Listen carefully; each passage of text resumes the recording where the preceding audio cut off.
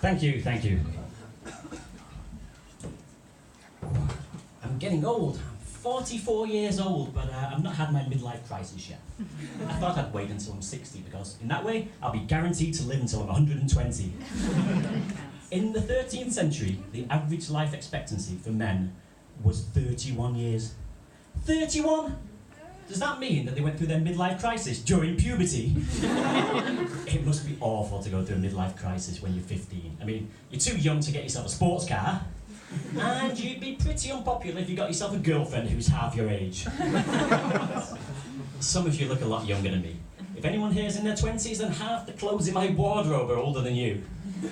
Some of you look so young that you probably don't even remember when Michael Jackson actually still looked like a human being. How did people at Passport Control recognise Michael Jackson from his photo? I mean, this guy changed skin colour more often than a chameleon and changed his nose more often than Mr. Potato Head.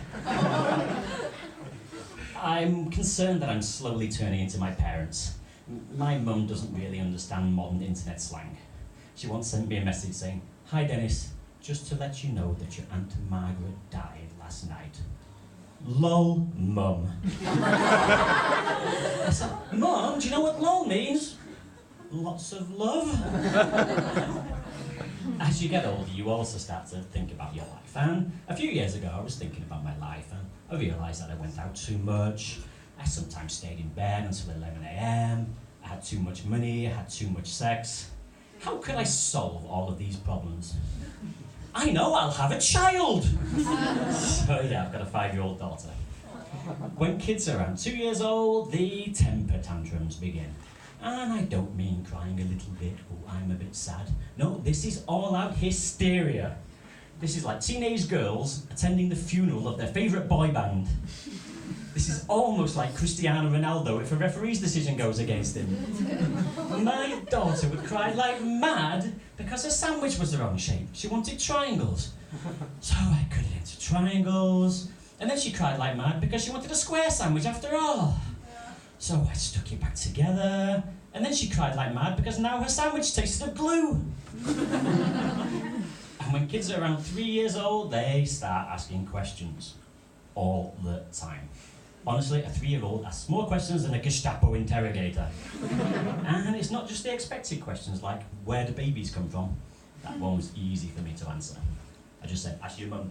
No, it's sometimes brilliantly imaginative questions like, how did people make the first tools if they didn't have any tools? Good question, honey, I'm not sure. Or impossible to answer ones like, Daddy, why don't snakes have eyebrows? But having kids changes your life. For example, before you have kids, if you're out in public and you see a child crying, you'll probably think, oh, for God's sake, won't you just shut up? But then, when you become a parent and you see a sad little child crying away, you start to think, yay, it's not my child! You have a good cry, little fella. I'll stay here and enjoy my beer, thank you very much. When my daughter first started school, we had to choose what she'd eat at the canteen. So, vegetarian, halal, etc. At the time, the only thing we could get her to eat was ham, so that pretty much ruled out those two options. Are there any vegetarians here? Respect. As far as I'm concerned, anyone who can resist the smell of bacon being cooked must be a Jedi master of mind control. They could call themselves Luke Skywalker or Han Solo. Are there any vegans here? I assume not, because if they were, they would have told us all about it already. Anyway, I was out buying milk for my daughter's breakfast, and the guy at the till said that I shouldn't drink milk, and that he had so much more energy since he became vegan. Now, I'm a foreigner living in France. Basically, not eating cheese would probably get me deported. But I politely thanked him for the information and said I would look into it. Not really. I threw a cheese at his head and went home to have a steak for breakfast. And as I was leaving, I said, see, if I didn't eat meat, I wouldn't have had the strength to throw that cheese. Of course, eating meat has a big effect on the environment, and I try to do my bit for the environment. Someone once told me that to save water, we should always piss in the shower. But I got a bit confused and ended up having a wash in the toilet instead. It wasn't a very good wash, I tell you. In fact, I had to go and have a shower when I finished. But there are some dirty people out there, aren't there? Do you know the underwear you can get with the day of the week written on it? So you have one pair for Monday, one pair for Tuesday, etc. Yeah? Well, my Uncle John has underwear like that, but his just has the month written on it. Honestly, John changes his socks about as often as Brian May from Queen changes his hairstyle. John must be one of the few people in the world who will actually smell better when they die. But smelly people don't actually realise they smell. I can see one or two of you are now getting paranoid and are sneakily checking your armpits just to make sure. But smelly people would never do that. If they did, they'd probably knock themselves unconscious as if they'd just been chloroformed.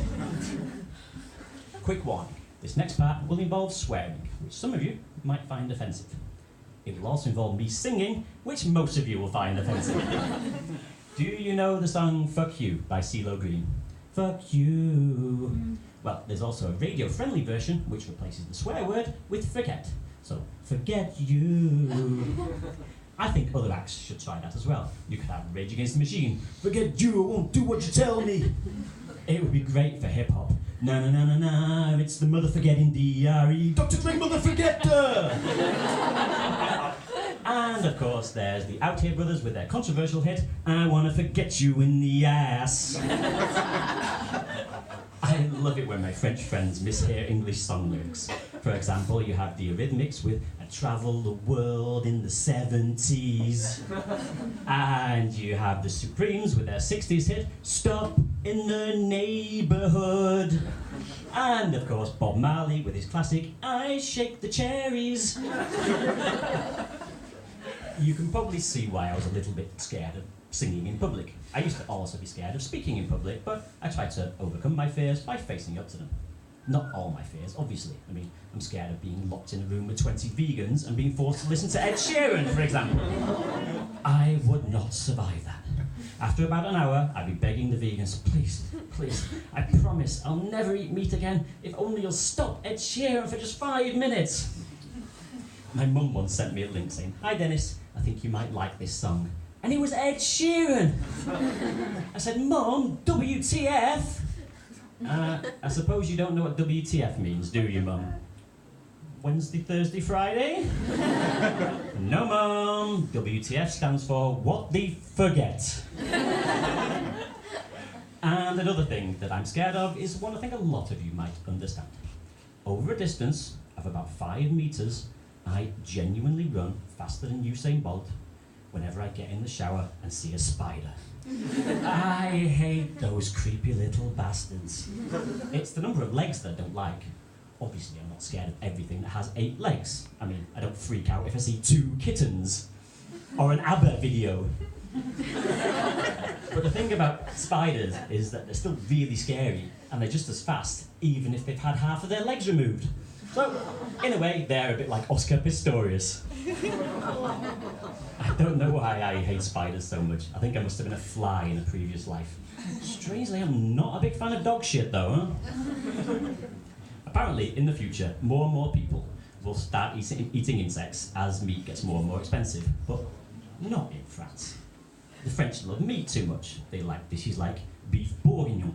They're never going to eat bee bourguignon. Coq au vin, yes. Cockroach au vin, no. But the French love their food. And before a meal, French people always say, bon appétit.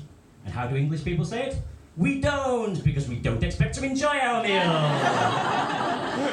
If an English person says, enjoy your meal, it sounds insincere and sarcastic. It would be like saying, have a nice time at the funeral. Or enjoy your appointment at the proctologist. And another thing English people living in France find hard to understand is cheek kissing. How do French people know how to do it? I always go the wrong way first. I go left and they go the same way. I go right and they go the same way. And then, in all the confusion, I'll end up kissing my girlfriend's grandmother on the mouth. Why do I always go the wrong way first? Is it because English people drive on the different side of the road to French people? And just as I thought I finally understood how to do it, along comes someone who kisses me 3 times, knocking my glasses halfway across the floor in the process. You bastard! So, to get my revenge, when I shake hands with French people, I now do it with both hands at the same time, just to confuse them. But seriously, cheek kissing needs to be standardised. There needs to be fixed rules. How long do I have to know my male friends before we kiss each other? 1 week? 40 years? I have no idea! Does there ever come a point when you have to kiss family